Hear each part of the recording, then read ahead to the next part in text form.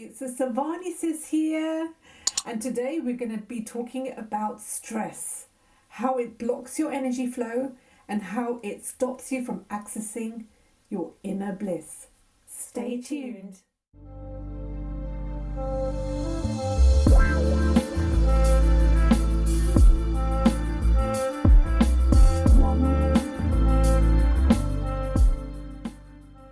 So what we decided to talk about today is something that everyone experiences in their life. Even when you think you don't, you are actually experiencing it. And what is that? It's stress.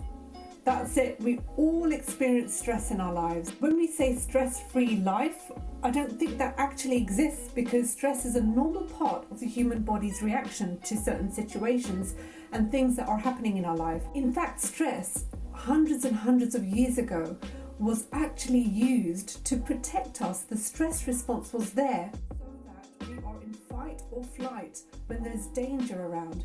So if you are approached by a big beast or some animal that's going to eat you, the stress response kicks in. And what it does is it gets your heart beating faster, your adrenaline going, your body's actually physically prepared to run. It not only does that, but it also circulates blood flow around your system and brings oxygen to your arms and your legs so that you can run. And it makes you much more five sensory, so you become heightened in terms of your five senses because you're looking out for further danger. You're on high alert. And so stress actually is there to protect us. But what happens today? We're not being chased by a wild beast. No, stress can happen in all sorts of situations. Think about your situation. Think about when you feel stressed. Stress can occur when you're lying in bed thinking about past events, or thinking about the next day ahead, or thinking about something that's going on in your life that's very unpleasant or difficult to cope with. You could be highly stressed whilst going into bed to actually sleep and relax. The other ways you can feel stress is driving your car. Thoughts could be somewhere else and you could be very tense. You could be tense in traffic and stressed out. You need to get somewhere on time. That causes stress. What else, Kashmir? Going on holiday. Yeah. Packing your bags and going on a holiday can be actually stressful. It's normally an exciting time, but it actually can be quite stressful as well. So stress can show up in lots of different ways, even times when things are pretty relaxed around you, but you are experiencing this stress, which shows that stress is not caused by an external thing. Stress is actually an internal job. You can be stressed even when there is nothing stressful going on outside of you. And if something stressful is going on outside of you, the trigger that you feel, the stress that you feel, is actually caused internally, because it's the way you're interpreting the outside event. So stress happens when there is resistance to what's going on outside of you. But stress also happens when there's resistance to certain things that you're thinking about in the past, or things that you're anticipating in the future that you're worried about. So that could be an entirely internal job. So how does stress block your energy flow?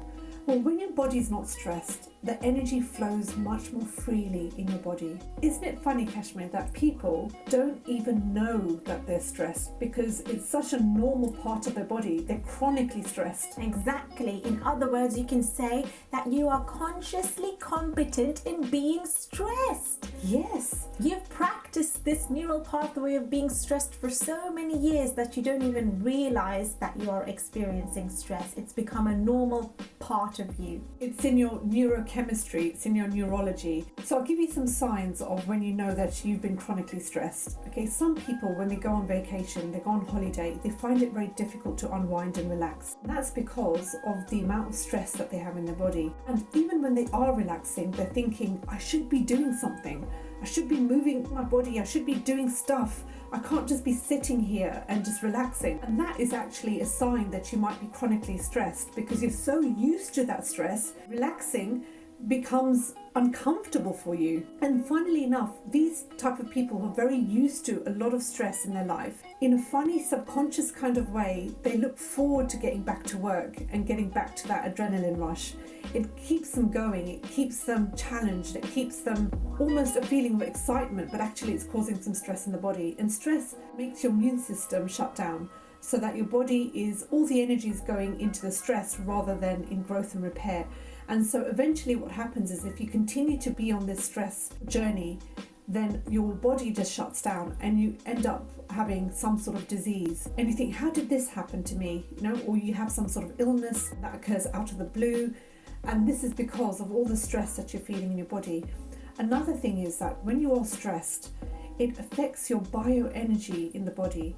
Your bioenergy is that energy flow. A moment of stress doesn't affect your blood pressure or your heart or your body in terms of disease or illness if you just have a moment of stress, but a moment of stress does affect your bioenergy.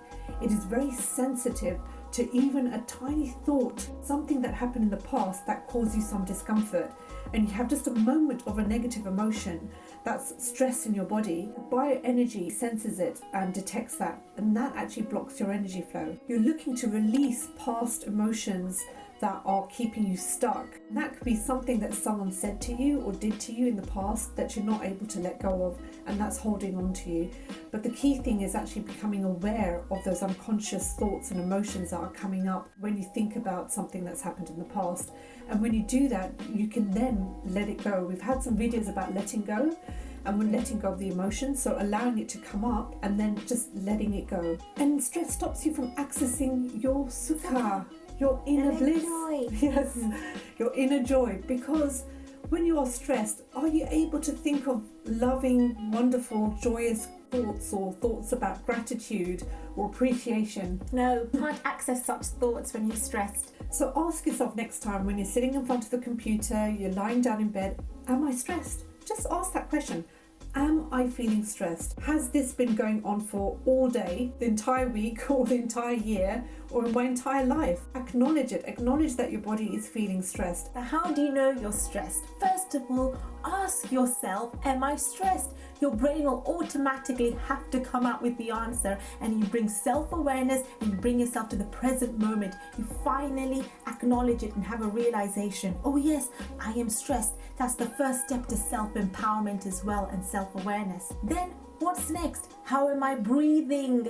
If you're breathing shallow, then you are definitely stressed, because non-stressed people, where the Shakti, the energy is flowing deeply in and out, they have deep breaths. And you know that you're breathing deeply because if you put your hand on your stomach and you breathe in, that stomach should come out just a little bit. And when you breathe in, it should go back down again.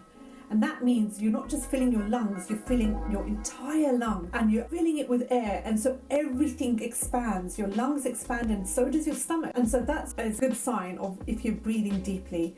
And if you're not, and if it is shallow breathing, like Kashmir said, you notice that you're breathing like this, then all you have to do is take deeper breaths. That's all you have to do. And when you do that for at least 2 minutes, it will switch off your stress response, which is your sympathetic nervous system, and it will turn on your relaxation response, which is your parasympathetic nervous system. The more you do this throughout the day, the more it becomes practice and the more it becomes a habit, so that when you do go on that vacation, you're able to unwind and relax much quicker. You hear people saying, oh, I went on vacation for a week, but it took me a week just to unwind. And just when I got going, I have to go back to work again. Why should it take a whole week to unwind? It shouldn't take a whole week. It should be instant. First day on your holiday and relax. We can't relax because our bodies are so used to that stress.